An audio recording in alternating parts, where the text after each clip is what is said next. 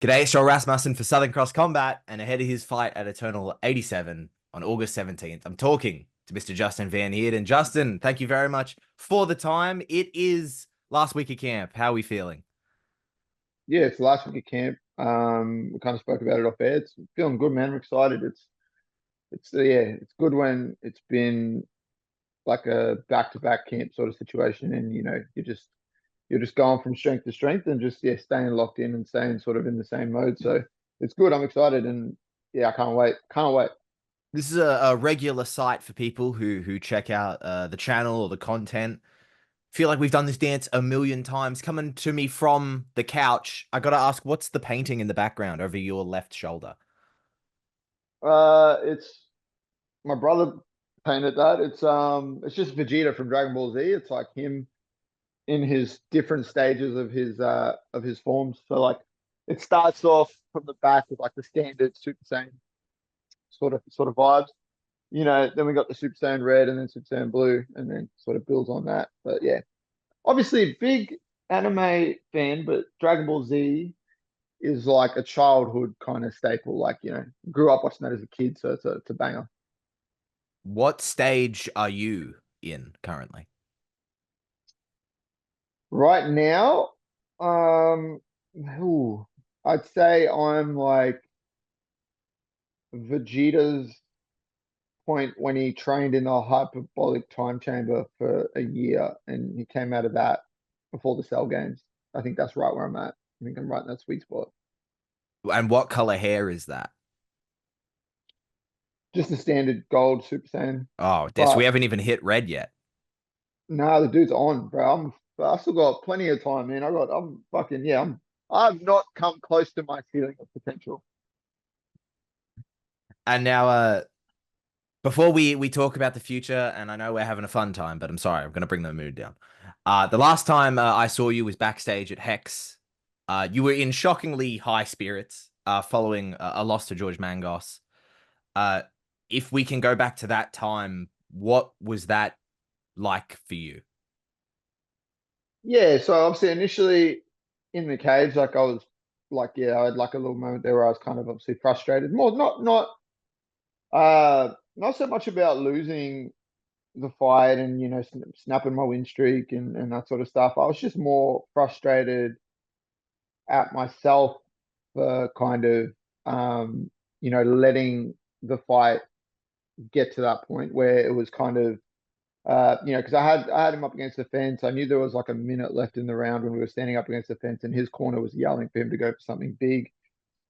So I think initially it was just frustration on my part because I kind of they were calling for him to go for something like calling for something big like a Hail Mary type thing. And then, it would have been very easy for me just to keep him pressed up against the fence and not give the space for something like that to happen. But I decided to kind of, yeah, I guess open up the space and pull back a bit to kind of, you know, engage with something on my sort of terms, but sort of open the doorway for him. So there was that frustration there of that. But then, once I got out the back and I kind of just uh let it sort of process. I went out the back, like took a couple of minutes to myself with like, just to kind of be like settle down and kind of go, okay, it sucks, whatever, but we're just gonna press on. And then I got to give a shout out to Colby too. Colby come out the back with me, and just kind of, just yeah, told me what I needed to hear in the moment, and was just kind of like, yeah, it is what it is, and kind of brought me back to neutral. And then I just kind of wanted to snap myself out of being upset or even frustrated about anything because I was like, it's happened, it is what it is, and I wanted to just put the focus on Jarrett and be there for him for whatever he needed, and then kind of and just kind of celebrate with him in his moment because obviously I'm not going to draw away from the fact that my night didn't pan out how I wanted it to. Jarrett won his fight, secured himself a title shot. He's up on a high, so I wanted to kind of just, not take away from that and not draw away from that. So just came back out and was just kind of like back to normal. It is what it is, man. Like it's a I just thought the big thing for me was I thought about the last time I lost and what transpired from that and how much better I got and what I was able to do.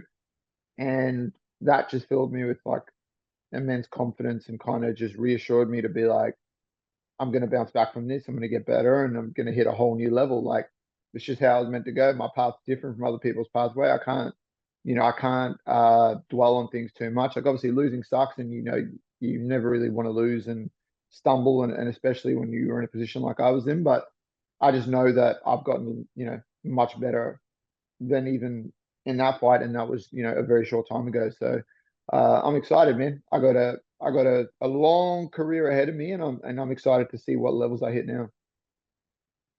It has been quite some time since you had lost, and you kind of talked about the developments that came after the last time you lost.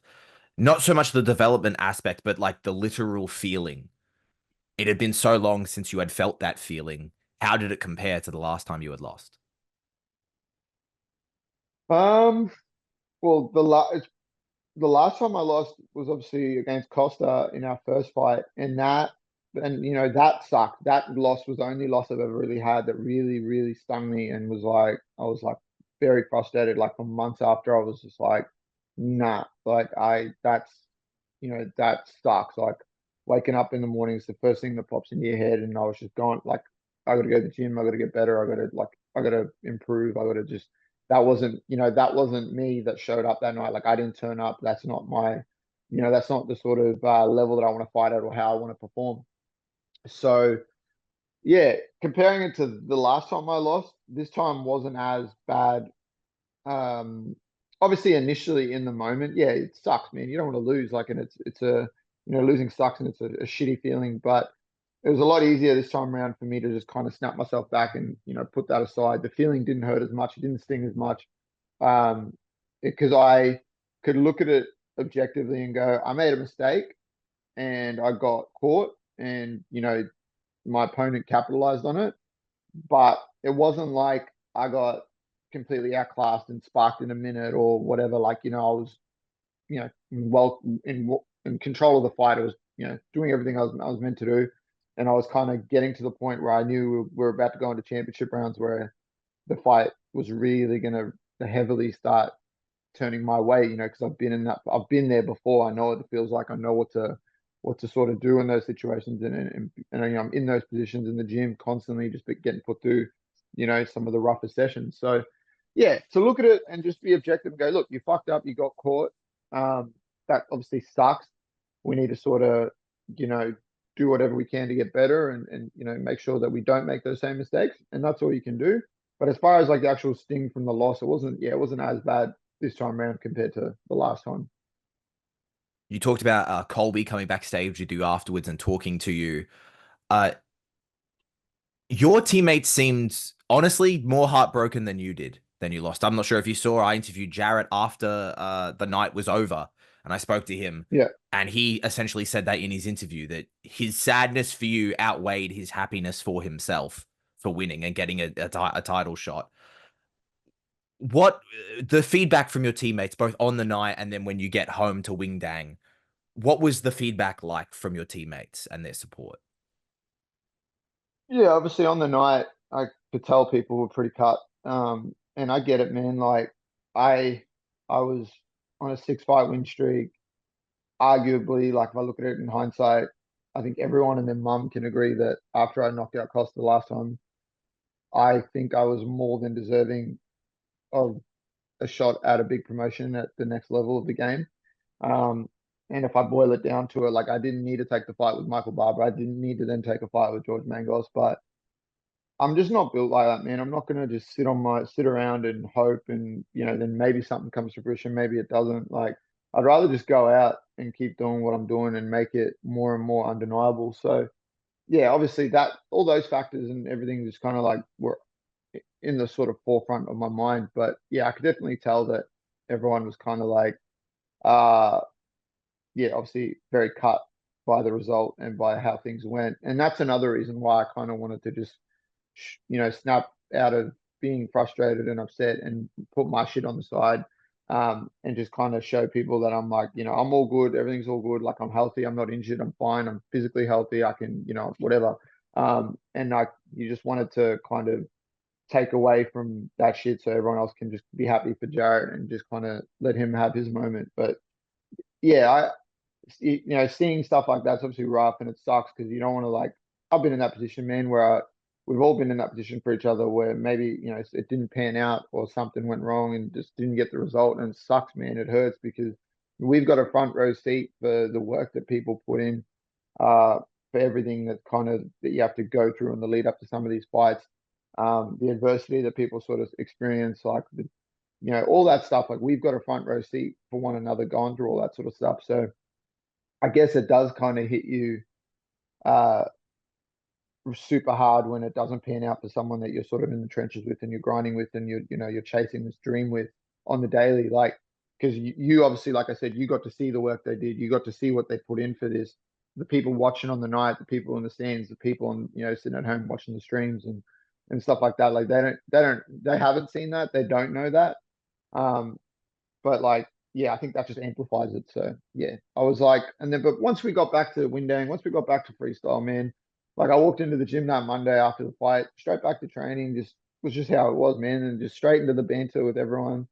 Um, we were grappling on the Monday morning, and literally everyone in the gym was going for triangles on me. It was hilarious. So we were, there was that sort of just banter straight away, and you just kind of, yeah, you can just deal with shit and move on, and it's all good.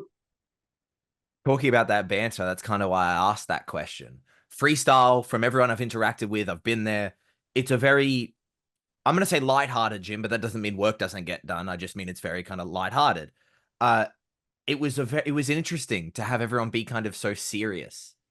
And I was wondering what that was like for you, because I know everyone hangs shit on each other, but there's that kind of moment where everyone came together for you to kind of support you.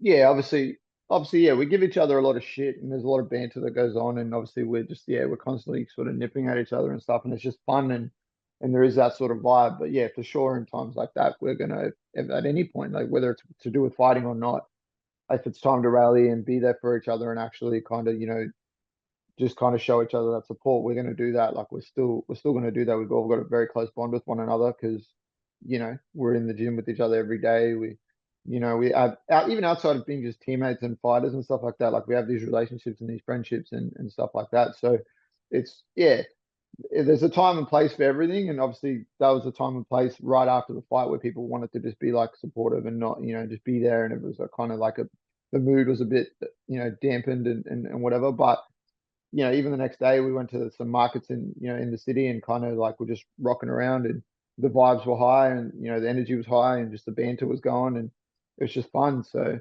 um yeah, and then like I said, once we got back to the gym, it's just back to normal, man, back to reality. We're all just giving each other shit. Like I said, I was grappling Tara, and she was going for a triangle choke, and Joe and Colby were literally like half a meter away from me, just talking the most shit, heckling me about being caught in a triangle on the weekend. And yeah, it's just fun. It's just like, and then it makes you kind of just go, it doesn't have to, like, there's a time for this to be serious and for you to actually sort of, have those serious conversations with yourself or even like listen to it, those sort of serious feedback. But then there's times where you can just joke about stuff and just kind of like have to utilize that to get past it and kind of process things. Like yeah, it's, you can't be a fucking robot at the end of the day. You've spoken a little bit throughout this interview already. You've talked about the ceiling's very high for yourself. You've got a long time left in the sport. Uh, you were in a very good position with that fight, and a loss is never good for a career. Uh, it can help you build, but still, um, do you feel in the eyes of the UFC, does this reset you? I think initially on the night, right in the cage, I did have that thought. I was like, fuck, like, oh man, like this is probably like knocked me down a couple sort of rungs on the ladder. But then with having a conversation with like Joe and Alex and just everyone else, kind of like, all right, it's not as detrimental as it seems. Like, and especially if I go out there in this next fight and perform the way I know I can perform and show that level that new level that I've already reached, and just go and perform the way I know I can. I feel like I'm right there still, man. Like I feel like if I go out there and uh, emulate what I did in the last time I stepped in the cage with this guy, um, on a night like that with the occasion surrounding it and all eyes on you and stuff like that, I feel like it puts me right there and puts me kind of right where I need to be. Because at the end of the day, like if you look at it, um, I'm still like in my last so my last 7 fights, I'm 6-1. I beat the who's who at featherweight in the region. Um, if you look at my record as a whole and you wipe off some of my, take away some of the losses that I had up in weight on short notice, my record at featherweight's like it's a pretty record, and I've beaten the who's who, the most experienced people, the most dangerous people. Like I got some really good names on my record, and I've had some really good performances. So I don't feel like my stock's been damaged too much with this loss.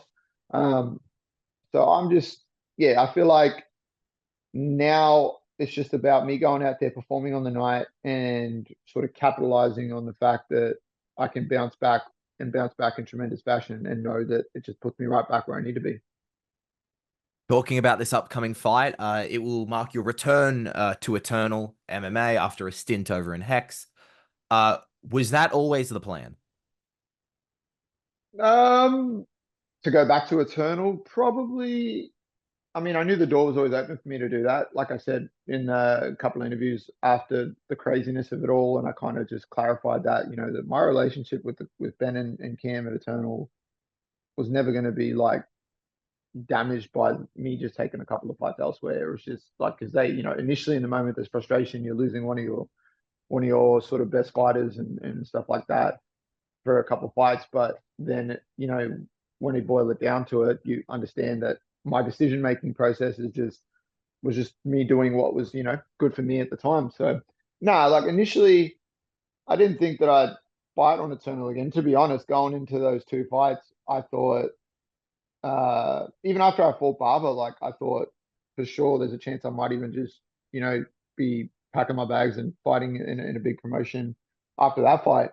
And then if not, definitely after the fight with George. So I didn't even think that I like going into my fight with George, I didn't think I think I was looking at it going like, if I win this fight, I'm definitely going to fight in some sort of promotion overseas or, some bigger promotion. Like I was like, oh, this is probably my last fight regionally, but, obviously it didn't pan out that way. So the next day, like I said, I was just at the markets with Amina and Colby and Mitchell and a couple of peeps, and we were all just doing our thing, enjoying some food and just sort of hanging out. And then I got a text message from Cam being like, "Hey man, like heard about the fight, blah blah." blah. And he's like, if you're not taking any time off, or if you're sort of keen to get back in there, if you want to fight on that weekend in August, the night before the UFC, let me know, and I'll talk to Joe and Tara and see what we can do and make an offer. And then I think it was like later in that week or a couple of days later after that,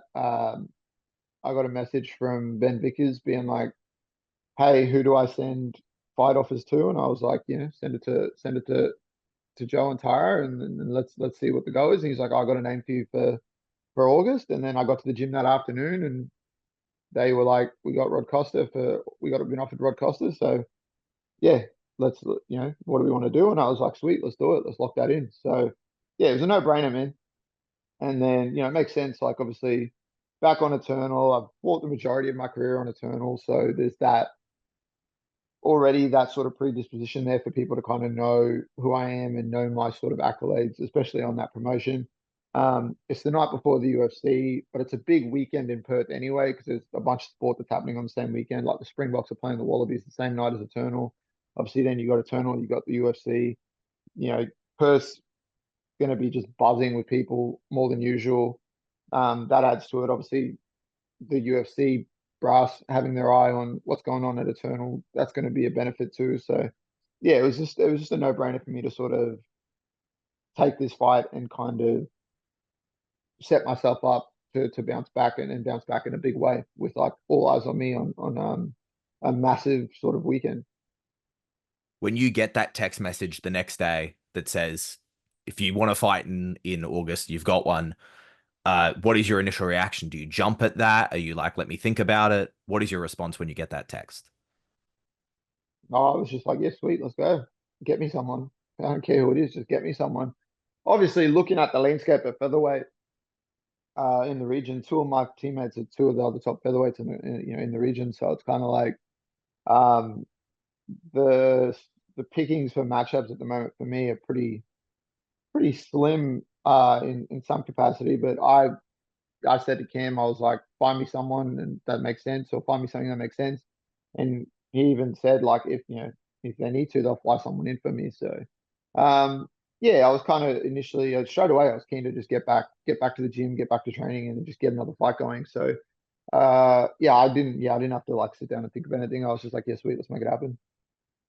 The last time I spoke to you ahead of the Mangos fight, we talked about Rod Costa because I had just spoken to him and he talked about Yeah, how much a rematch with you would mean to him. yeah. Prior to that interview and him saying that, was a possible fight with Rod Costa something that was in your head? I know you were focusing on the fight and thinking this may be your last fight regionally, but the thought of meeting Rod Costa again in the cage, was that something you had considered?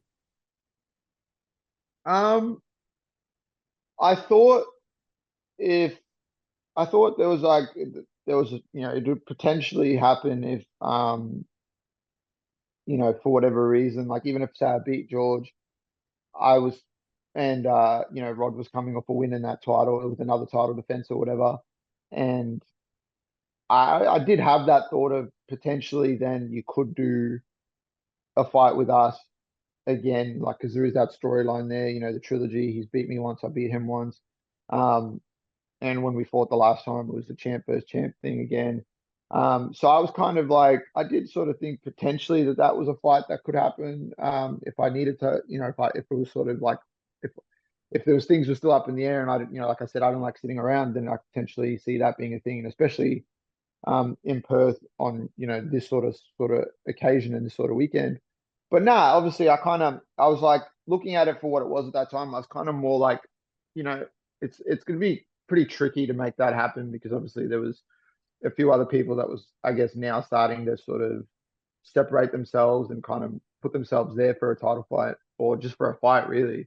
Uh, but now, yeah, looking at it, obviously how it panned out, it kind of makes sense, right? Now you can capitalize on the storyline. There's a trilogy, which is rare for regional MMA, but it's a trilogy where we both have like a decisive win over another. There's been no, there hasn't been a close decision. There hasn't been like controversial split decisions or, there hasn't been any draws or anything like that. Like he got a decisive win over me in the first fight. I sparked him out in the second fight. So it's a really cool storyline to have going into a fight.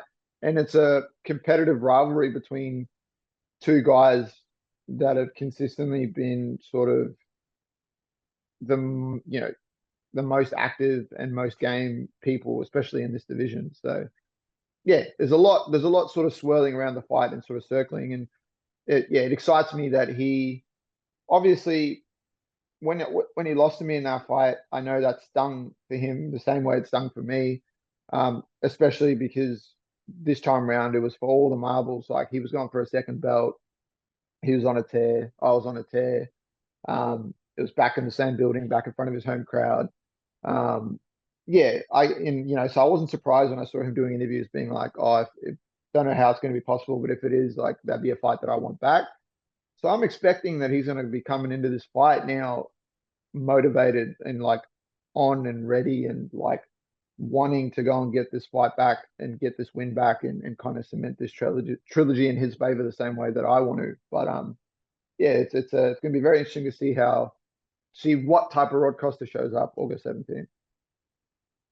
Of course, it makes sense. You're the man coming off the most recent win of the trilogy. Uh, but were you done with the rivalry with him? Um, I don't think. No, I think in the back of my mind, I was always kind of like, there is a small chance that we might fight again somehow, some way. So the rivalry, in terms of the rivalry, I didn't think that that could ever go away. Like we could, yeah, that probably wouldn't gone away unless we competed against each other in something in some capacity again. I think you'd always have that where you kind of have this, yeah, it's a competitive rivalry, which and it's amplified, right? I think you can have rivalries in anything, but I think in fighting it's so much more amplified because it's we're out there trying to like beat the shit out of each other. Like we're literally trying to throw limbs at each other with bad intentions and and kind of like compete with each other in the purest form of competition that you can find on planet Earth. So yeah, I definitely don't think that the rivalry would have was sort of done in my eyes. I kind of was just like, I got it back. I got, so far I got the last bit of bragging rights. So yeah, now that it's actually happening again, it's kind of just reinforced that and reinvigorated that. Like I obviously, I actually, like we've said this, he said this, I've said this. Like I really like the guy. I don't have anything against the guy. I don't dislike him. I think if we lived in the same town and you know hung out, we'd probably be like pretty good friends. So, yeah, it's just competitiveness, right? I just want to beat this dude. I really want to beat this dude. I want to finish this trilogy. I want to cement this again, and I want to do it in violent fashion. Like I don't want to win a decision or point fight against this guy. I want to really, really, really, really, really fuck him up.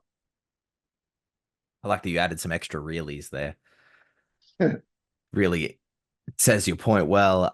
You talked about that there, about you don't necessarily dislike the man and he doesn't necessarily dislike you. This is that obviously that competitive, professional competitive rivalry. What you said it yourself earlier, it's so rare that people share the cage with someone else multiple times. Twice is kind of rare, let alone three. What does that do for your relationship with someone? I don't expect necessarily you guys to be friends, but you guys are sharing something in both of your careers that very few people do. Yeah, it's rare that this is, yeah, like you said, it's rare that you fight someone multiple times, and it's definitely rare that it's happening like this for a third time, and in the way that it is, and with everything sort of going into it. Um, I think, yeah, regardless, like this connects us for the rest of our lives, right? Like one day he and I are gonna both be done fighting, but I could, later in life, I can look back at my career and I could look back at some of the fights I've had, and that's obviously going to be something that's always going to stick out. You know, oh, the trilogy with Rod Costa, like fuck, like what, and you're just going to be when you think back at that, you'll be flooded back with all the memories and everything that kind of how it all built up, how it came together, and just think back to the actual sort of fight. Like I said, man, like very few people on earth get to do what we do, and then even fewer still get to do it in this sort of way where it's you have like this rivalry, this competitive need to just beat this person, um, and you've shared multiple sort of occasions to do that with each other in the cage, with everyone watching, with all the lights on, with all the cameras on, and stuff like that. Like, um, yeah, it's unique. It's kind of surreal, but it's something that I think is gonna. There's always gonna be that connection between the two of us, for that because we've shared the cages with three times that we've shared the cage, and who knows, what if this fight ends up being a draw or some shit like that? Fuck, we might have to do it again inside Costa Academy or at freestyle fighting gym. Who knows? But yeah, no, I think it's super cool, man. I think it just adds to everything, like across the board from regional MMA all the way to the top of the bill and like the top of the sport. Storylines is something that people are interested in, and so I think it's really cool, and it's going to make for a pretty insane fight. Already building to a fourth fight. Always a salesman, Justin. Yeah, I'm looking ahead, bro. I'm always looking ahead. Uh, do you remember the first time you saw Rod Costa, whether it be him fighting or when you matched up with him? And if you do what did you first think when you saw him? Yeah, I remember seeing Rod fight for the first time and it was in person. I was lucky to see him fight for the first time in person, and it was on the same card as me in Melbourne when I fought Michael Barber the first time. He fought Carton Offley, um, and he'd obviously had a couple of fights already before that as well. It was sort of his resurgence from back into MMA after because he fought way back when, had a couple of fights, but he was sort of coming back into it. And then when they threw that fight together, I was obviously very interested because the guys in my weight class and they're fighting on the same night. Um, so then watching him fight that night, I was kind of like, all right, fuck yeah, like this, this dude's obviously game. He's tough. He just keeps coming forward. Like he's obviously very skilled in the grappling department. But he looks like he's tough, durable, and he's got some pop in his punches too. So I was looking at it going like that could be a fun fight. Obviously, I was watching that fight and interested in seeing how it panned out. And then watching that fight, yeah, it was kind of when he was on my radar then, and then obviously after that he'd had a couple more fights as well, and he was kind of then set himself up to fight Jack and went into that fight. And that was such a crazy fight because that dude, took so much damage in that fight, but still came forward, still looked to find a way to win. And, obviously at the end of that fight, even ended up with a takedown, ended up top control and top position, and was still looking to try and finish the fight. And I was just thinking, like, man, if I ever get this, and that was obviously after we'd fought. So I was thinking like that then built on that, right? I was like thinking, fuck, man, I need to get this fight back with this guy. But even then, like before we fought, just watching the work that he was able to do in the cage, watching him do stuff, I was kind of like, yeah, this guy's it's interesting because he's like a credentialed high level grappler, but he kind of likes being in the fire. He likes to just be in there in the pocket, throwing, walking people down. And he's tough, he's game, he's durable. So it was an interesting sort of dynamic. And then, yeah, then obviously when we eventually fought that first time, especially, it was, yeah, it kind of really caught me off guard. And I was kind of like, just obviously, yeah, I wasn't sort of present in the moment. I could, it was kind of like I was there. I was in the cage. I was definitely there. Like you can see it. You can go back and watch the footage, but I just wasn't there. Um, and that wasn't, and even then, I said it then, like after the fight, then like that wasn't taken away from Rod and his sort of opportunity to go out there and perform the way he did. Like, he capitalized on the fact that I made mistakes and was able to, do some really good work. So I was never like diminishing his ability or to be like, oh nah, like I just had an off night. This dude sucks. Like if we fight again, I'll beat him. It was more like, all right, he got me, but if we do this again, everyone pay attention because you're gonna see what like I'm capable of. You're gonna see what I'm able to do, like, when I turn up. And then that's obviously what happened in the next fight. So yeah, Rod was on my radar pretty quickly when he came back. And he was someone that I was like immediately thinking about, oh, that'd be a fun fight to have. What did you make of Rod's last fight? Yeah, it was obviously, I mean, looking at it from a fan point of view, like someone that's a fan of the sport and stuff like that, it's obviously not the most exciting fight, but looking at it for what it was, there was a lot of little technical little battles going on in that fight, and both of them were doing a good job at kind of shutting each other down enough that no one was able to really capitalize on anything too big. Um, Obviously, Ito was able to sort of damage Rod and break his nose, and kind of do a bunch of good work there. But then obviously Rod was able to control him on the ground and get a lot of top control and stuff like that. I think both guys just weren't able to really capitalize on when they were having success, which was weird to see. And then it just ended up being this sort of way closer fight than what it needed to be for either guy. Then obviously, the decision kind of caught me off guard because obviously both guys had moments, but looking at the fight, even the way it was, and even though it wasn't the most exciting fight, I thought Rod did enough to win. I thought he uh won the fight. But in saying that, it wasn't like a robbery that he didn't win the fight. I don't think like, oh, he got robbed or anything. I think it was a very close fight. And depending on what you look for and depending on how how you're sort of being affected on the night by how the fight's panning out, could depend it, that's going to depend on how you sort of judge it. But me watching it, I thought he did enough and I thought he won the fight. I rewatched it maybe I want to say like a couple of days later just to like actually sort of watch it and try and like be a bit more objective and score it and kind of go, okay, let's see what happens here. And I did, I did kind of then go, well, yeah, I don't think it's a robbery. That's when I kind of was like, I don't think he got robbed. I don't think it's like this crazy controversial thing like some people were trying to make it out to be. Um, I just think like it was a very close fight, but I still scored it to Rod. I thought he did enough. I thought he did enough to keep his belt. So I was very surprised uh initially when he agreed to fight me, not like just because I was like, oh, it sounded like he really wanted the rematch back, and it sounded like that was an option for him as well. But then obviously, like he said, Ito wasn't going to be ready till October, or wasn't going to be able to fight till October. So it made sense for him to take this fight with me because it's a fight that he wanted back, and obviously there's a lot going into it. So yeah, I've said this. I said this in another interview. I think Rod fights differently at bantamweight than he does at featherweight. I really feel like at bantamweight, he's big, he's strong, and with the skill set that he has, he's able to sort of really capitalize on a lot of positional sort of things. And he's obviously got, he's got very high level grappling. So when you're bigger, stronger, and you're able to utilize your incredible grappling skills, you're going to have a lot of success and be able to sort of approach fights in a different way, which we've seen at bantamweight, like we've seen with his fights at bantamweight. It's different to when he fights at featherweight. It's very different.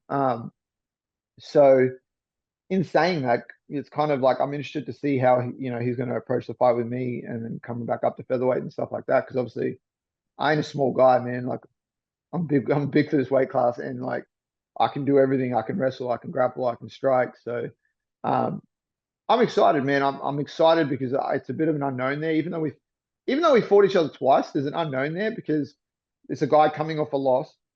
He just lost his belt. He's coming off a loss in a very close fight.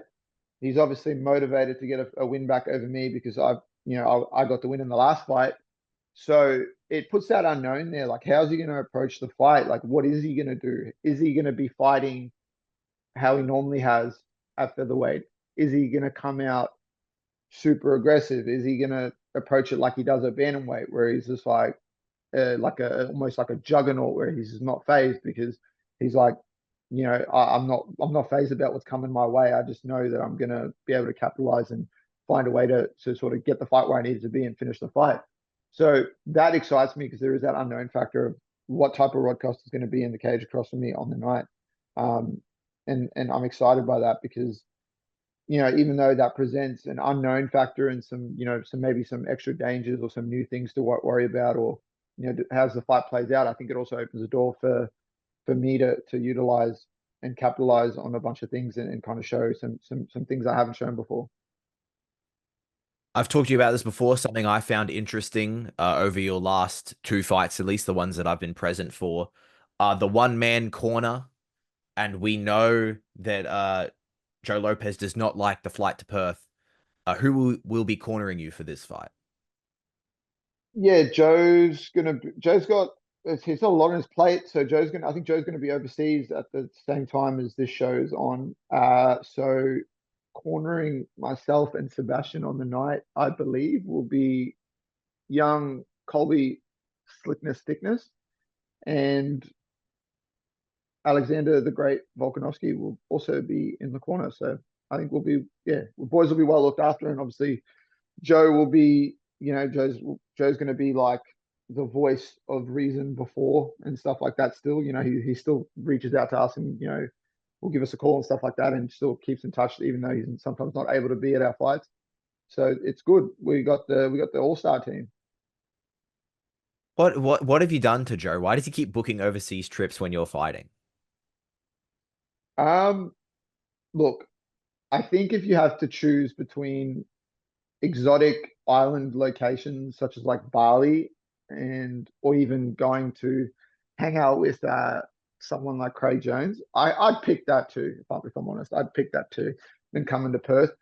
Because let's be honest, that flight to Perth is fucking terrible. So I do sympathize with that. Like coming back's not as bad, but going to Perth is just it's ridiculous, man. Like you can fly overseas in the same. It's less time to fly to New Zealand than it is to fly to Perth. It's fucking shit.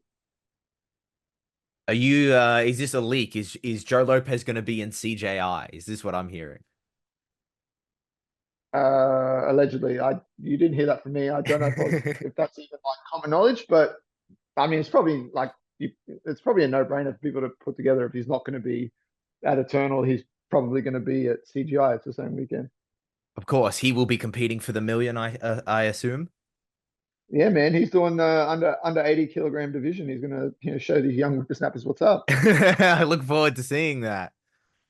Talking about corner, getting to a bit more of the maybe the technical behind the scenes stuff now. You've mentioned her throughout this interview, Tara Long. If I'm not mistaken, I believe she started a management company that you are now a part of. Yeah, Tara's.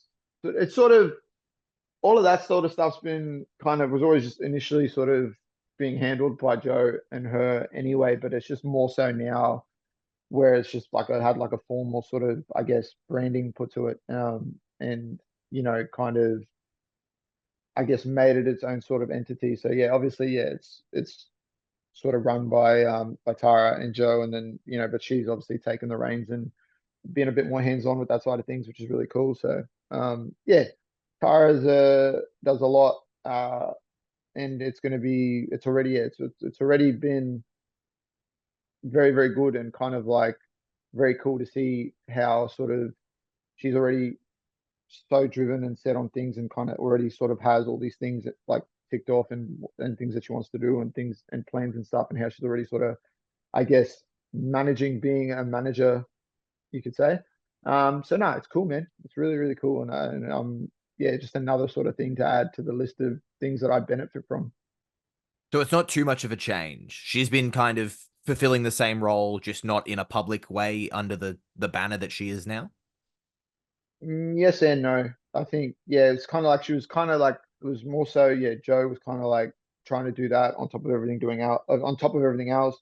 But now yeah, it's a lot. She's like I guess taken a lot more of a hands-on approach and kind of alleviates some of that away from Joe, but also still works in conjunction with what Joe wants and what he has and the sort of obviously knowledge and connections and relationships and stuff that he's been able to form over the years and invested in his time in combat sports.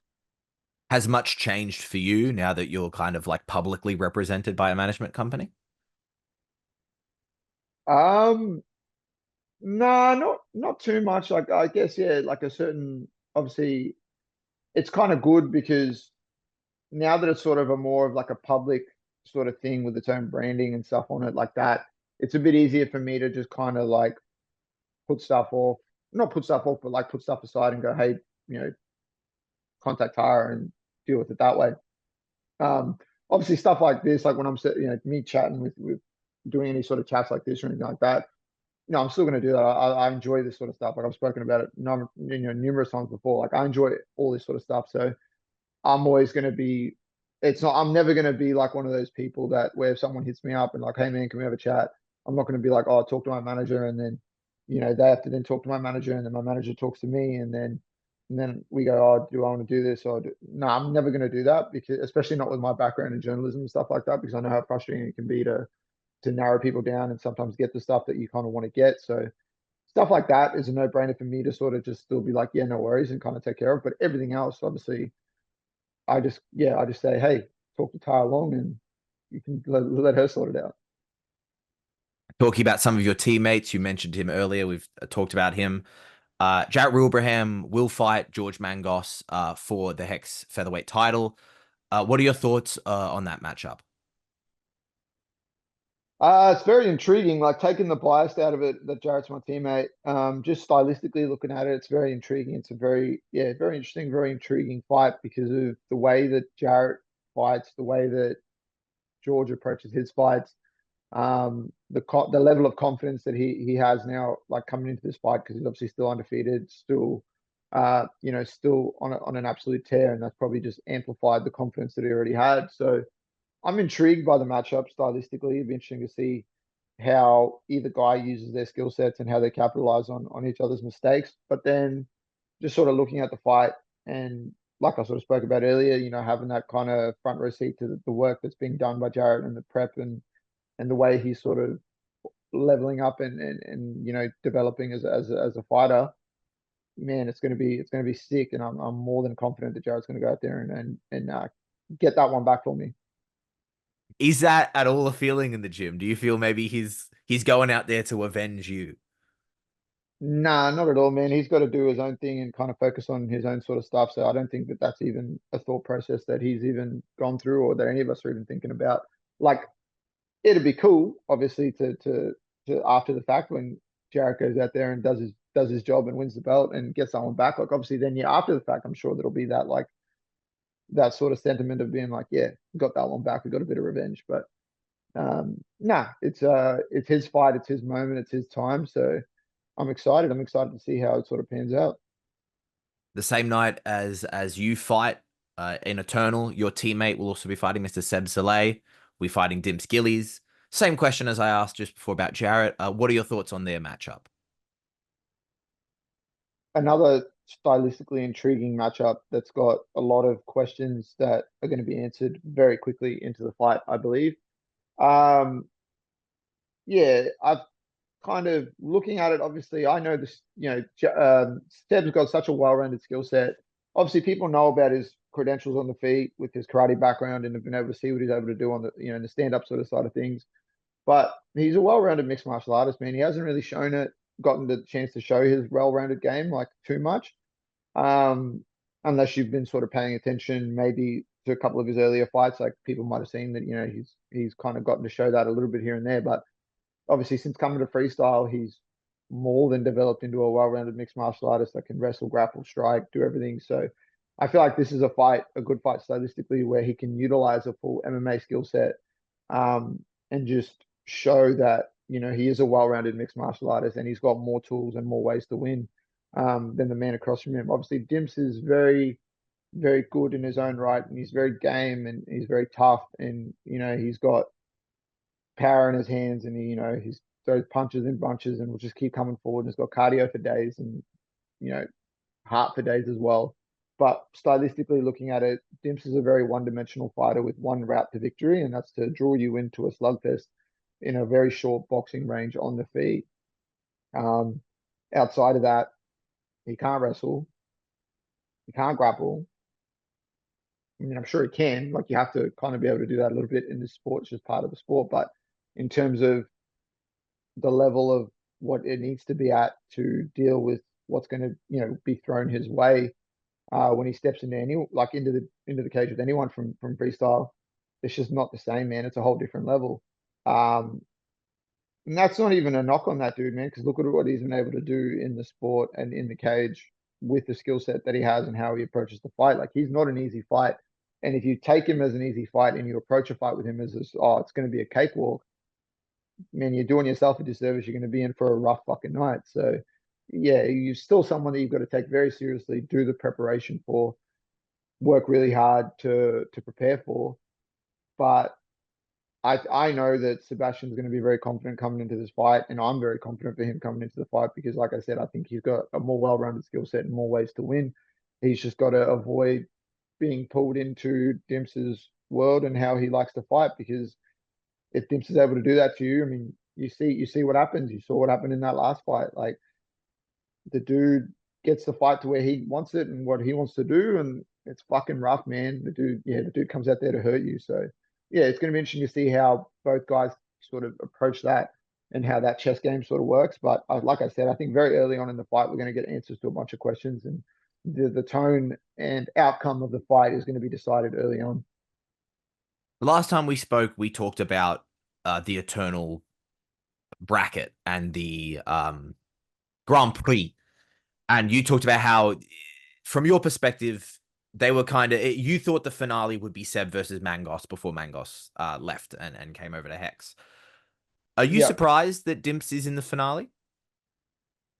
no, I'm not surprised. I'm definitely surprised in the way that uh, he performed, and the sort of the way the first fight went against Ollie. I thought I thought for sure he has an opportunity to win and get himself to the final of the Grand Prix.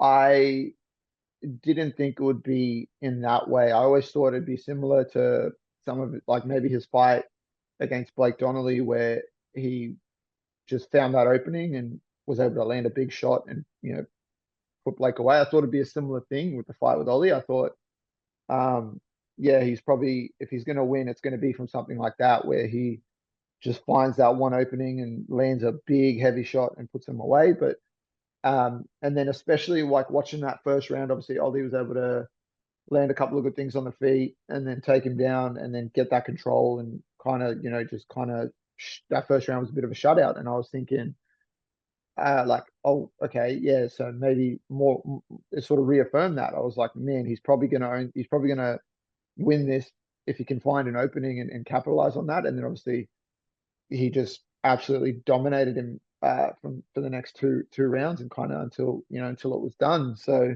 and just walked him down, broke him down with volume and just pace and just aggression and just big punches and combinations, and yeah, it was surprising how the fight actually panned out, but I'm not surprised that he's in a final. Um, because like I said, the dude is probably one of the most game and mentally tough fighters just in the region, but especially in this division. Out of you and Seb, you will be fighting first on the night, a position that you haven't been in for a while. I've seen you fight on cards with teammates before, and the teammates come first, and then you kind of close out the show for freestyle. Will that be weird? No, I'm looking forward to it, man. If I could have it my way, bro, I'd be first fight of the night every time I fight. Like I just want to, yeah, I just want to fight. Like I like it. I just want to get in there. So the way it sort of looks and how the cards are kind of set up, I hope it sort of pans out this way. I think I'll be first to open up the main card against Rod. And I hope that that's how it is because I can go out there, kind of set the tone for freestyle, perform, put on a show, and then immediately walk out of the cage, go get checked by the doctor like you're meant to, and then get out the back and just focus on Seb and do whatever he needs and be there for him in any capacity that he needs. And then just worry about me celebrating my win or my success or my fight. I can just put that on the back burner. I don't need to worry about that. I can just go and get the job done, set the tone for freestyle, and then be there for Seb in any way he needs me so that he can close it out and we can go 2 for 2. When you are the last guy, when all your teammates are fighting, and you're the man who's there to close the show for your gym, does that come with either any pressure, or is that an odd feeling when you're sitting there watching your friends go out and fight, knowing like, well, I can't focus, I can't be too invested in their fight because I have to prep for myself? I mean, I guess it can be for some people. For me, I don't struggle with just being able to kind of put stuff aside. Like you just have to be able to put stuff aside, right? Like if you're fighting on the back end of a card and a bunch of your teammates are fighting before you and there's mixed results, or maybe, I've been on cards where I fought with like a bunch of my teammates and every single one of them's lost. And then I was like the only one that like went out there and got a win. But you gotta you can't dwell on stuff like that as it's playing out on the night. You just kind of got to push it aside. Obviously, it just varies, right? It's going to vary person to person, and it's going to vary with the amount of experience that you have. Like the amount of fights that I've had now, and the time like that, I can still be present in the moment and be there for my teammates and kind of put the focus on them. Because for me, when it's time to go, I don't have that. I don't put that extra pressure on the occasion or anything like that. Like it's like I'm in the gym on a Saturday. Like I'm just gonna, oh, it's my turn. Okay, cool. Oh, let's go. Like then I'll lock in and focus on the task at hand. But yeah, so I think it's easier then to deal with stuff like that with having people fight before you, and kind of wanting to be focused on them and present for them. But then when it's time for me to sort of, put the gloves on and make the walk, like I just zone in and just am present in the moment. So I don't really struggle with it too much. I don't think it's that weird, and I don't feel like it's a weird position to be in. But I can certainly see how it could be and how it could actually affect you in a major way. What's it like coming back as the only guy who wins from your team? Uh, Pretty fucking rough, man. Like, yeah, it's a shitty fucking thing because you kind of obviously are stoked with your result, but you don't really want to fucking even celebrate it because you are just so cut for the people around you. Kind of very similar to what Jarrett was talking about in that interview, like what you sort of mentioned how he said, like, yeah, he's obviously happy for himself and he's stoked and wants to celebrate, but it's like the sort of my loss and how my fight panned out kind of is affecting him more. So, and I feel like, yeah, so when that happens, it's like it's even worse. It's even more amplified because you kind of want to almost erase your fight completely, like, and make it like that you didn't even fight, because obviously it didn't pan out the same way for everyone else. There's been some footage through the various socials. Jimmy Crute is currently hanging out at Freestyle, training with everyone. I was a video of him and Volk training earlier, I think today or maybe yesterday, that got posted. That was very interesting to see. How is it to be in the room with Jimmy Crute? I fucking love Jimmy Crute, man. I'm so stoked he's here, and he's just whenever I get to do stuff with him, man, I just yeah, I get really happy because Jimmy's just first off like one of the nicest human beings on planet Earth, and he's just a cool guy to be around. But then at the same time, he's so skilled, and obviously he's a big guy. He's an absolute mammoth human being. So whenever I get to move around with him and do stuff with him, I always get super happy because I can really get after it. Because like even if I go full clip 100% and use all my strength, all my speed, all my like it's not I'm never gonna, hurt this guy or have to worry about injuring him or anything like that. So it's cool. And then from the other end, like, there's no room for error. He's such a big, powerful guy. And he's fast and he's very athletic. So I've got to be like on when I'm doing stuff with him because I've got to worry about what he's doing the threats he's presenting. I got to worry about my body position, his body position. Um, and it's just, yeah. So I get so much out of it. And like even this morning when I was moving around with him, I was just, yeah, just enjoying it because I just have, and he keeps me honest too. Like he gives me a realistic sort of look every time, no matter what we're doing. If it's wrestling, we're striking, grappling, it doesn't matter. Like he gives me like he's going to give me realistic looks, like we all try and do for each other, but there's a bit more consequences, right? Like if I am out of position with maybe a couple of my other teammates, like yeah, they're going to let me know, but the room for error is a bit smaller with someone like Jimmy because if I say I'm sparring someone and then I maybe don't get myself out of harm's way and I cop like one or two hits, you know, yeah, I'm gonna be like, fuck, I shouldn't be there and I shouldn't be, I gotta stay on. But I'm not gonna go like there's a good chance I'm not gonna go to sleep. Whereas if I'm with someone like Jimmy and I fuck around and I'm not on and I'm out of position, even if he's not trying to, if he hits me, it's gonna fucking suck. So it's yeah, it's really cool. I really like having Jimmy on the mats and he's just yeah, he's good. He's a good energy and he's just good to have around. Do you know how long he's in town for? I think at this stage he's for sure gonna be here for a month or so. But I'm hoping that he's just yeah going to be here a lot longer. Like I said, I enjoy having him here, and it's cool having someone in the gym that can beat the fuck out of Colby. It's that makes me happy. That makes me super happy. Nah, it's all good. It's sick. He fits right in. It always comes back to wrestling with us. I know earlier you said that you're not the smallest man at featherweight. You're not the skinniest guy there.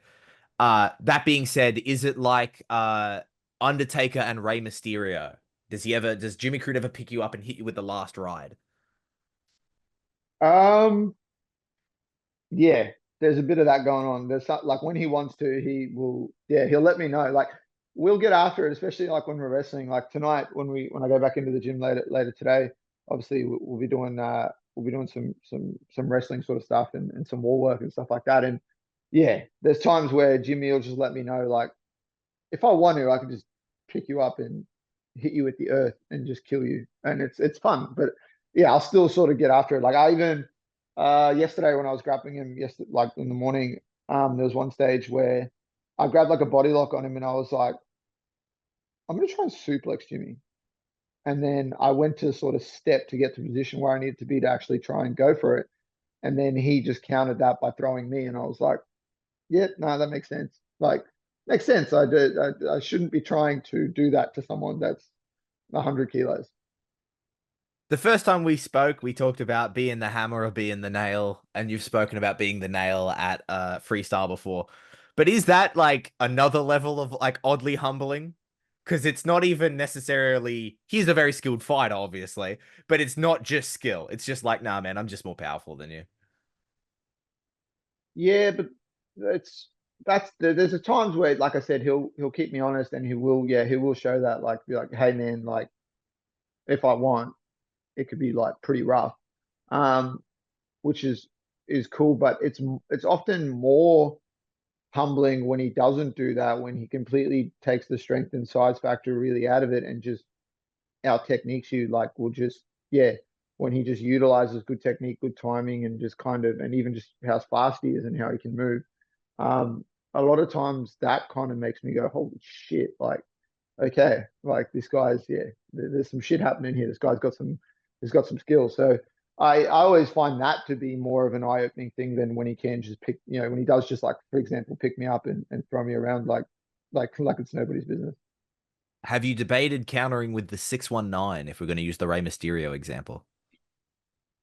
I thought about it specifically yesterday. I did think about that. I thought about running off the wall and trying some shit like that. I I really feel like I have to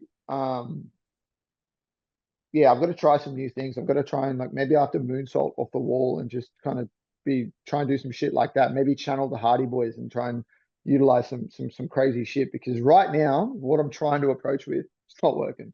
Throw one of these up.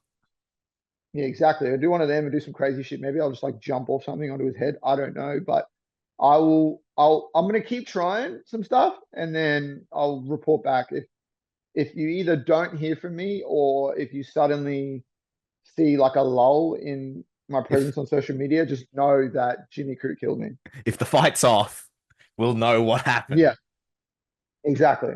Were you more of a Jeff Hardy or a Matt Hardy fan? Jeff Hardy.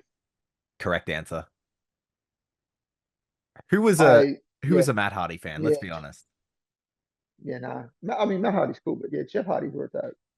Freestyle is a gym obviously known both a high level fighters in the regional scene, but the connection with city kickboxing. That when people from city kickboxing in Australia, they'll typically go to freestyle. I've been there. I last time I was at the gym, Cam Roust was there. Cam Rouston. And I was like, oh hey, what's up? Um, so there is that connection there. However, you are a proud South African man. You were fighting just before UFC 305, which has Israel Adesanya fighting Dricus du Plessis. What are your thoughts on that fight, and who are you backing in that fight? Yeah, that's going to be a banger main event, obviously for the UFC. Stylistically, it's an intriguing fight because obviously, we all know the skill set that Izzy has, and in these fights so far in the UFC, we haven't been able to see what Dricus has been able to do. And he's obviously got, he's a very big dude. Like he's very big dude. He's very strong, very powerful, and just awkward. Like moves in an awkward way, and like that unintentionally or intentionally breaks people's rhythm a lot of the time, and makes it hard for them to sort of be able to deal with him. But yeah, stylistically, it's one of those fights where I definitely feel like on the feet, yeah, it's obvious Izzy has a much more broad range of tools to use, and is probably way more dangerous with the stuff that he's able to throw. But I think this fight is ultimately going to go down to not even it's not even going to be like a skill for skill thing. Like, oh, can Drickers deal with what Izzy presents on the feet? Can you get a hold of him? Can he mix it up and actually make it a mixed martial arts fight? Can he get a hold of him? What will Izzy do when Dricus does grab a hold of him? Because, like I said, obviously he's a big dude, but he's very powerful. It's like those are factors and questions, but I honestly think this fight's going to be decided by who can keep their composure. I think once they're in there, once they're across from each other, it's going to come down to who can stay composed and stay with their head focused and on task, because obviously there's a lot of bad blood animosity, a lot of things swirling around this fight, and obviously but I imagine both guys are pretty keen to get their hands on each other. And I know, especially from Izzy's point of view, like he obviously, if he could have it his way, he'd want to do what he did to someone like Pereira and just put Dricus out cold. And kind of, I really don't believe that he cares about winning a title or winning the belt. Like he's spoken about this in interviews. I do think that he's coming into this fight the same way that I'm approaching my fight with Costa, where it's like, I really want to sleep this dude and I want to do it in the most violent way possible. Um, but yeah, so that's intriguing. I do think though at the highest level of the sport, emotion and being able to keep your composure and stuff like that isn't as much of a problem. But we'll see how that goes in a fight like this, especially when people have decided to bring race and all these other factors into the fight. Like that shit brings out another range of emotions in you, whether you want it to or not. And I feel like, especially when you eventually are then locked in there with the person that you have those feelings towards, it could either be the best fuel and the best blessing that you could have going into a fight, or it could be the thing that makes you fall apart and opens the doorway for that person to sort of win the fight.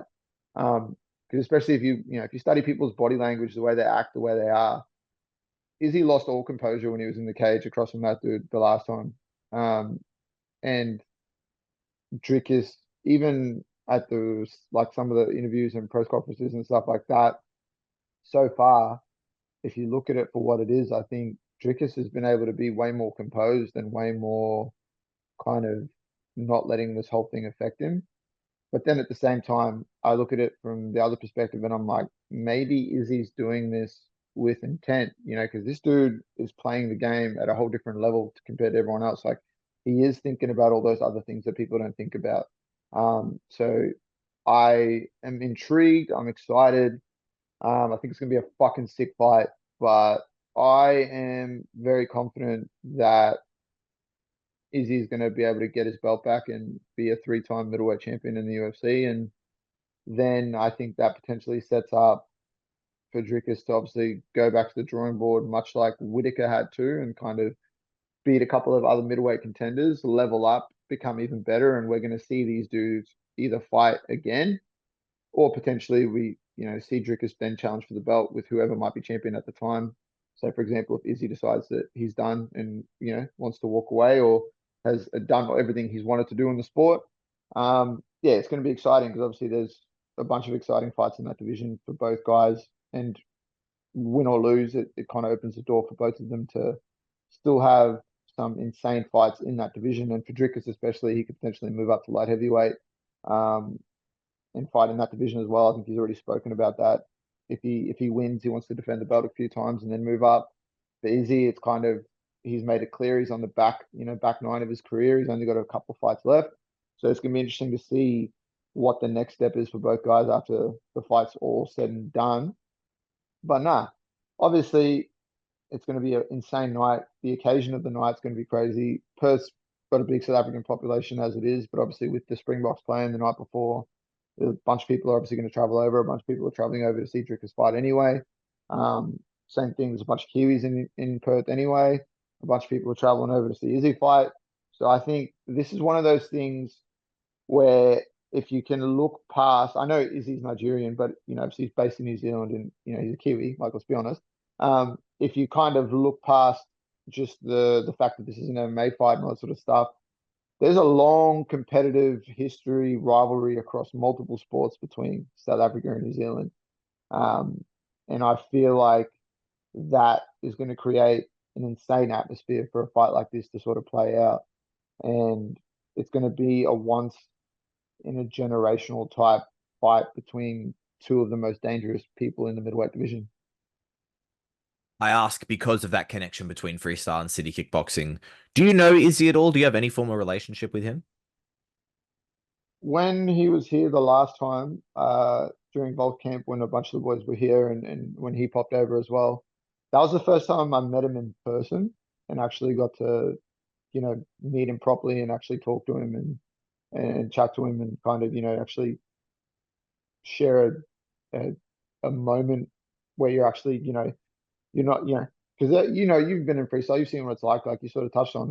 It's pretty chill, it's pretty laid back. There's no, it's never going to be a thing like, I don't care who you are, you could walk through those doors, you're just going to be another person on the mats. And that's how I think it should be. And that's how I like it to be. So it was pretty cool to actually meet the dude and, yeah, actually spend some time with him, talk to him, and actually engage with him. So, yeah, I, I think that he's the guy that all people might see on social media or that they see when he's at these events and press conferences and stuff like that.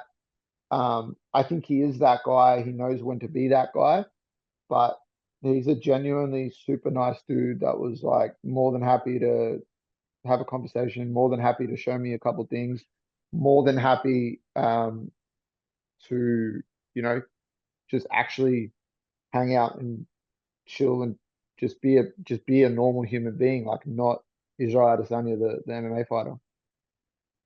Now, I know you've already talked about your prediction for the fight and kind of how you see it playing out. But the reason I asked that is, as I mentioned, you're a proud South African man. Is there any form of connection, not necessarily literally, maybe you haven't shared words with the man, but Dricus is repping South Africa, fighting out of South Africa. Is there any for you like dichotomy between like I kind of know Israel, but also Dricus is repping my home country? Yeah, like obviously I'm stoked that Dricus is the champion in the division. He's a world champion and he's put South Africa on the map in the sport, and he's put, he's obviously made a big impact in South Africa with MMA and how it's going to develop and build from there. And he's obviously inspiring a bunch of people, and it's always good to see fellow South Africans go out there and fucking kill it. Like, and obviously, me looking at this fight for what it is, like, to be honest, when I boil it right down to it, either guy can win, and I'll be happy for either guy. I'm not going to be cut if Drickus beats Izzy, and I'm not going to be you know, same way I'm not gonna be like, oh fuck yeah, that's what you get if Izzy beats Dricus. Like I don't, I think both guys, obviously, I think both guys are really talented fighters. I think both guys are really inspiring individuals. I like both guys, obviously, but I just feel like there's more of that closer maybe connection between myself and someone like Izzy than there is with myself and someone like Triggers. But um, nah, I'm excited, man. Hopefully I get the opportunity when I'm there in Perth for the Eternal fights and then for the UFC and stuff like that. Hopefully I get the opportunity to actually have a conversation with the guy and pick his brain as well. But no, it's going to be cool. I mean, it's hard not to feel that slight bit conflicted because obviously you don't want to see a guy from your home country uh, lose and, experience adversity just because there is that sort of connection there. But at the same time, I want to see someone that I have like a connection to through the relationship between our two gyms and, that I kind of feel in a roundabout ways like one of my teammates go out there and do well. Talking about your fellow South Africans, and you've mentioned it throughout this interview. The Springboks are in town. Uh, Unfortunately, playing the same night that you're fighting. I'm not sure of the timing of it all, but is there any chance do you get to go see the rugby before you go over and fight, or is it just like, damn, I have to miss out? No, I have to miss it. It's like it clashes right with when Eternal's on. If I was like, if Seb wasn't on the card, I would literally like have my fight and then just dip out and go to the rugby. I'd be like, yeah, catch it. But obviously, the night isn't. Even though I'm fighting on the night, that night's not really about me. It's about Seb. It's his moment. It's about his opportunity to go out there and put a stamp on this Grand Prix and stuff like that. But nah, for sure, if there was opportunity for me to go to the rugby, I would have frothed at that because I love watching the Springboks play and especially enjoy watching them thump Australia or New Zealand. Is outside of fighting, and I guess wrestling as well, because you did wrestle growing up. Was rugby a big sport for you growing up? Yeah, I played rugby all through from when I was a kid, all the way through to high school and beyond that as well for a time period. Rugby's like religion back in South Africa. It's the same as like rugby's a big deal. So yeah, no, rugby was a definite part of my life. Do you care about rugby now that you're living in New South Wales? Yeah, I'm still massively big into rugby, and obviously since moving to Australia, rugby league became like and living in North Queensland because in North Queensland, rugby league's well in Queensland in general, but in North Queensland especially, rugby league's like a big fucking deal. So, yeah, nah, it's certainly my love for rugby union has not faded, but then also I do, like watching rugby league the same way. I'll enjoy the AFL the same way I enjoy basketball. Like I just love sport. Who do you follow in the league? In the NBA or No, in rugby in league. all in rugby league. Rabbitohs, my friend. I'm a Rabbitohs supporter. Why the Rabbitohs? Um, I was a big fan growing up when I was in Queensland when I was going through school and playing when I started playing rugby league especially was kind of right around when Greg Inglis was the absolute fucking man for not only the Rabbitohs but also for Queensland. And I was like, yeah, this dude's a fucking weapon. And I was kind of like, yeah, if he's the man. And then, so that kind of made me a fan of like not only him, but also of the Rabbitohs. So that's kind of why I progressed that way, I guess. It's rough Forgive. when you live in the home of the Dragons. Yeah, well, I was gonna ask. Forgive me because I'm a Melbourne person, and so AFL is my religion. Where's the Sydney? What are the Rabbitohs? Where are they from? St. George, the Dragons, they're based down here Yeah, that's the in the Dragons, but Gulf. where are the Rabbitohs from? In Sydney. They're based in Sydney. So you were living in northern Queensland, but you went for a Sydney team. Correct. But keep in mind, the first place I arrived in Australia was New South Wales, was in Sydney, Oh, and okay, well that's there you where I go. was. So I feel like if we're going, and especially for something like state of origin, like if you're going from your state of origin, well, I literally originated in fucking New South Wales. So yeah, Well, there you go. How is it living in the home of the Dragons, but not going for the um, Dragons? yeah, like people will give you shit for that, obviously, which is to be expected. But at the same time, it is cool when, especially when the Rabbitohs and the Dragons play and the Bunnies go out there and do work, it is then quite fun to walk around and be like, yeah, cop that. If you weren't a fighter, do you think you'd be playing rugby? Um, yeah, yeah, maybe, yeah. I think I was always going to progress to combat sports in some way or some time or some sort of thing and make it my sort of focus. But it just depends. It's all about circumstance and stuff with like how things pan out, right? Um, when I lived in America briefly when I was a kid, like say my parents made the decision to stay in America, you know, life's pretty planned out for you then, right? Like I'd be wrestling, I'd obviously do other sports too, but wrestling would be the sport you focus on. You wrestle through all the way through, wrestle through, school, wrestle through high school, wrestle in college, then your mindset and focus is like making a run at the Olympics. And then I have no doubt that if eventually then I would have transitioned into MMA or something, regardless, because that eventually just inevitably becomes the pathway. Um, and then had I stayed in South Africa, I'd be, yeah, 100%. If I stayed in South Africa, put it to you this way, if I stayed in South Africa, next weekend I'd be running out onto that field to thump the Wallabies. That's kind of how I would have seen myself, how I would have seen things panning out. As is tradition with our interviews, I do, of course, have to ask. The people want to know, Justin. They want to know what game are you currently playing? Um, I am currently playing the remastered version. Look, I'm gonna try and do this shit. Uh, the remastered version of Dead Space. Very They brought it nice. back. Yeah, so I'm gonna be playing that for the next couple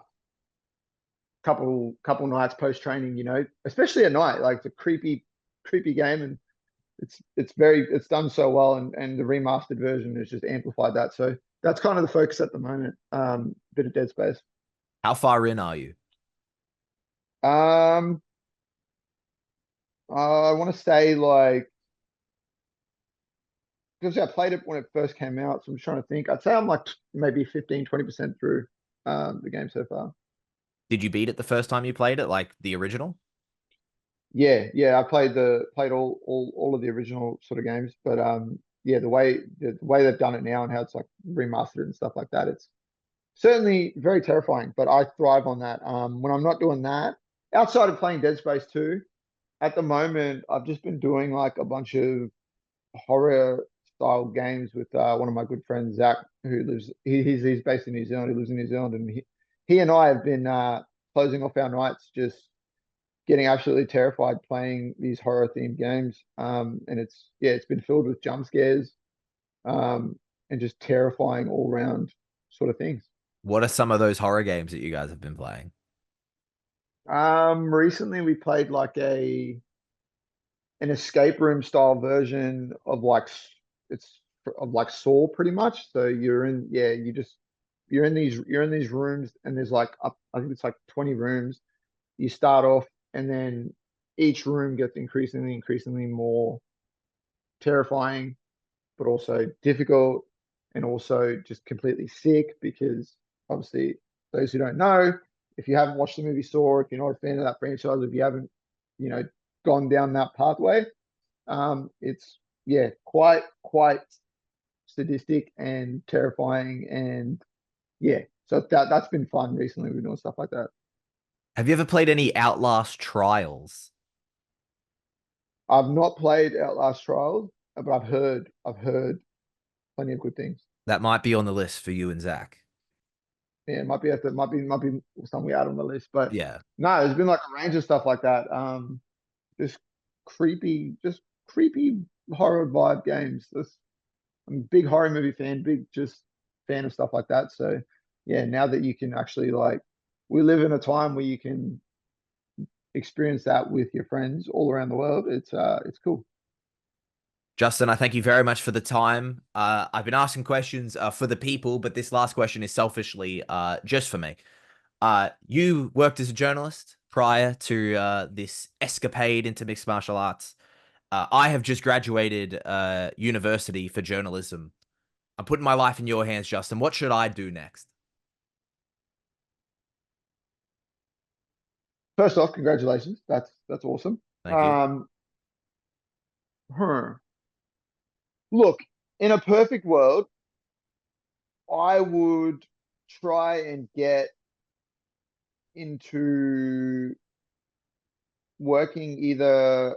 It doesn't even have. I suppose the a perfect scenario right now for you would be to get a gig where you're doing some sort of sports journalism stuff, not for the sake of doing sports journalism, just because as a journalist, as a writer, as someone who's going to be wanting to do that, sports journalism is a good way to develop skills and things that you can utilize when you are then branching out into the other facets of journalism, be it news, be it feature writing, be it court reporting, be it some of the more, harder sort of nitty gritty things that come with that the territory when you're working as a journalist. I feel like the skills that you harness from being like involved in sports journalism make dealing with the other areas of journalism a breeze. So I think if I were you, I would put the feelers out and try and get something where you're doing a lot of sort of sports related journalism sort of things.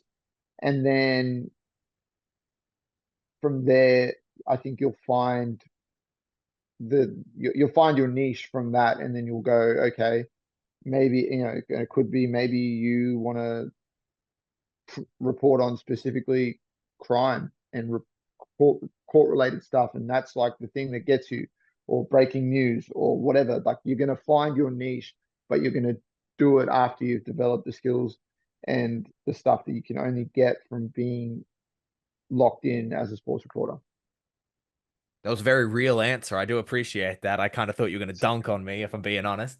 I'll sports journalist at the Illawarra Times is what I've written down, so I'm sure you'll see me soon. I'll go cover All right, rugby. I'll get I'll get the people I know that I've dealt with at the Mercury to put in a good word for you, and then yeah, yeah, maybe we can make that happen. Thank you. I very much appreciate that. I was meant to be back up in Windang about this time. Unfortunately, my trip got cancelled. We would have done this in person. Yeah, I see some of these other interviews you're doing with some of the people in Melbourne where you're doing these in-person interviews, and I'm like, must be nice, man. Dude, Must be nice. But I traveled across state borders to talk to you. you did, you did do that, and a lot of people, yeah. So some of you other people out there, you media people out there, take an example of that. You all want me to have a chat with you and come on your platforms and talk to you, but how many of you are actually traveling to come talk to me? Between now and your fight, what's on the cards for you? We mentioned this is kind of last week of camp for you. Between now and then, what's on the cards?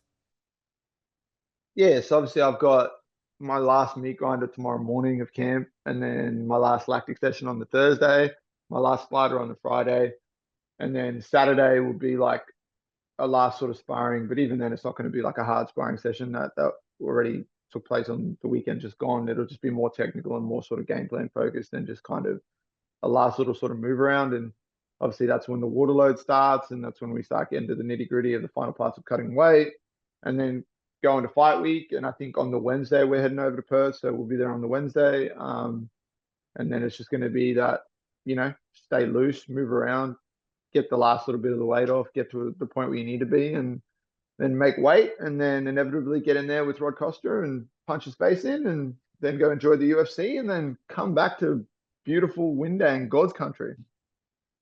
Where do you got seats at UFC 305? Where are you sitting? I have no idea, but I know I'm going to be there, but I have no idea. They're not sticking you up in the nosebleeds? I hope they are. I don't know. I have no idea where we're sitting. I just know I'm going. Fair enough. Justin, I thank you so much for the time. It is always a pleasure to speak to you. You're always a fantastic interview. Thank you very much, and I'll see you on the night in theory. And best of luck in the fight. Best of luck in the traveling, and thank you so much for the time. Nah, thank you. I'm looking forward to it. The next time we talk is going to be in person. It's going to be sick. It's always good to talk to you in person.